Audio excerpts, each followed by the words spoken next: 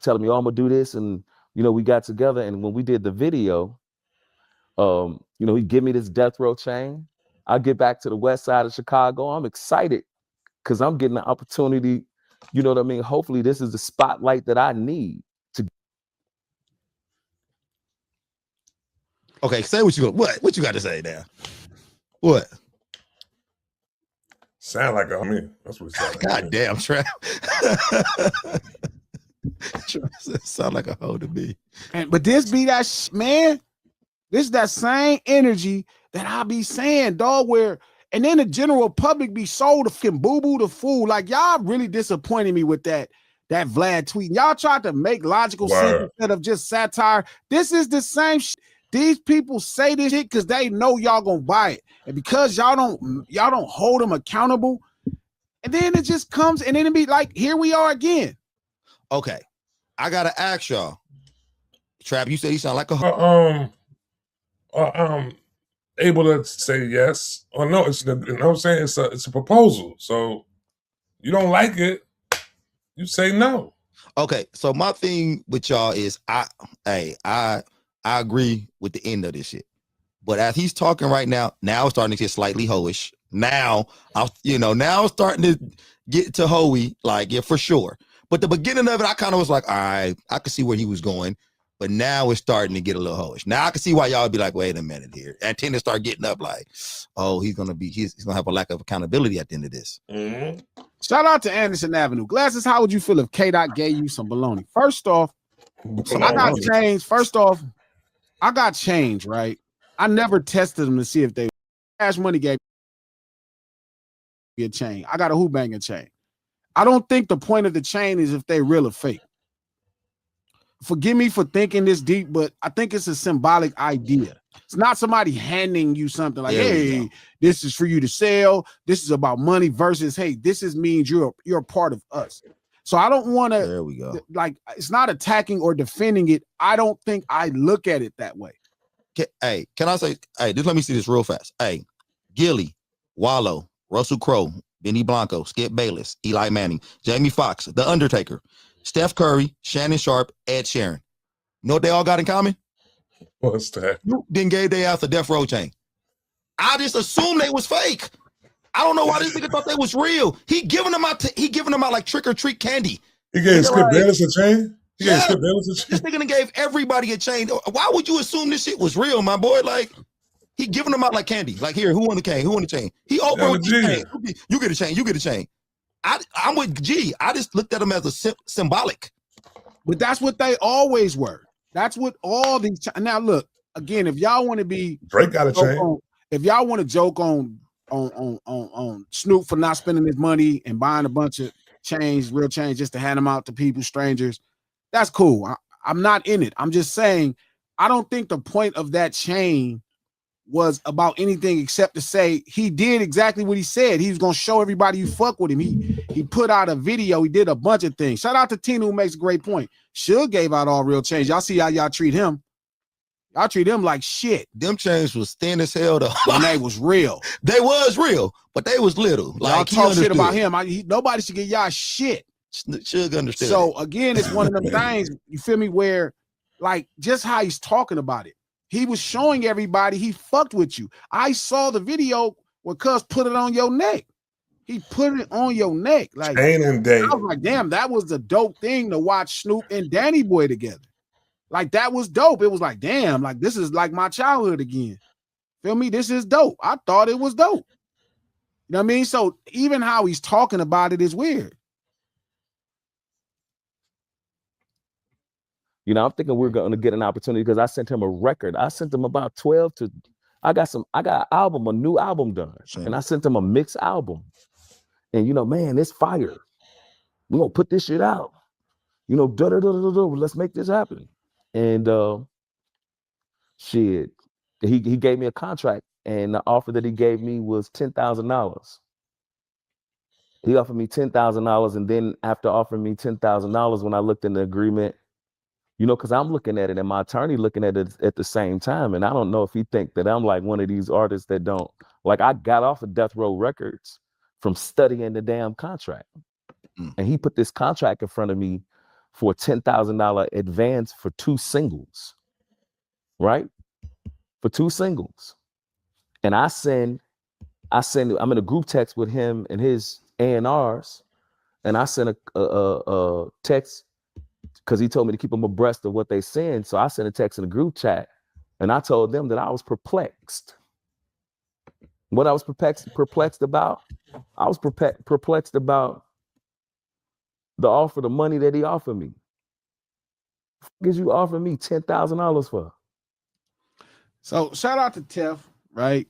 I feel bad for you, Tef, which is one of the Death Row A&Rs. Shout out to Tef. Shout out to the homies, right? Okay. Fuck, man. And this is the problem, right? You was the independent label that just signed you said they was gonna give you $50,000 for 10 songs. Right? $50,000 for 10 songs, an album. Snoop offers you $10,000 for 2 songs, which breaks down roughly to $5,000 per song, just like your deal. But who is this lawyer? It's not the lawyer, man. Larry H. Parker. They do accidents, my boy. Like, if you needed the 50, my thing is if you needed the 50 G's. You proposed to send him the album. You proposed to send him the album. You said this. He sent you back saying he didn't want your album. I'll do a deal for these 2 songs. So if that's not what you want, right, then it don't matter what he offered you. But that's what I'm saying. Just the thought of $50,000 for 10 songs and $10,000 for 2 songs is the same deal. Did you think you're supposed to get more because you feel like Snoop got more money and he could just give you more? That's not how business works. Business works by on what they think the songs was gonna make. Yeah. If you at a point in your life where you need a 50 G's over 10,000, you just say, all right, man, I'm cool on that. Yeah, you just go do the deal. Let me go get mine. The 7 years would be ownership of the songs try to make the $10,000 back, the $5,000 per song. At some point, you got a decision to make, my boy. Like, what you gonna do? And you decided to go with that's your fault. You decided to take the 10 G's from Snoop. I'm just saying. I'm saying mine is that because we ain't even got to there. Okay, but I'm saying you have a problem with the setup. You have a problem with the setup, right? You have a problem with the setup. So that's obvious, right? But then I'm giving you the comparative business, coach. Is $50,000 for 10 songs or $10,000 for 2 songs? So somebody got to go try to make their $10,000. So they got to spend more money to try to make their $10,000 back. Right. They may spend $20,000, right? And so you don't even recoup until they make the shit out of your portion. Let's say they deal was 50-50, right? That means that you would need to be able to grow somewhere near $30,000, $40,000 just to recoup. Right. On 2 singles in a time when singles ain't worth no money. Yeah, when you broke it down for me, yesterday though, I understood you were saying though about the whole shit though. But I think he just more or less felt like he played himself by not taking the other deal so-called he said he had though from the other company and everything. Well, like I mean, that. we ain't even got to there. Okay. I'm just breaking down simple business. You wanted $75,000. The company says no, singles ain't worth no more money. Aircraft is streaming, knocked the bottom out of singles. That's why a lot of these songs ain't getting signed to major companies. We'll talk about this Sunday dinner. Make sure y'all there for Sunday dinner. Yeah, we got a big list on Sunday dinner, man. It's all a part of the same list. It's all a part of Tupac and Suge's relationship, and we'll really visit the business between them.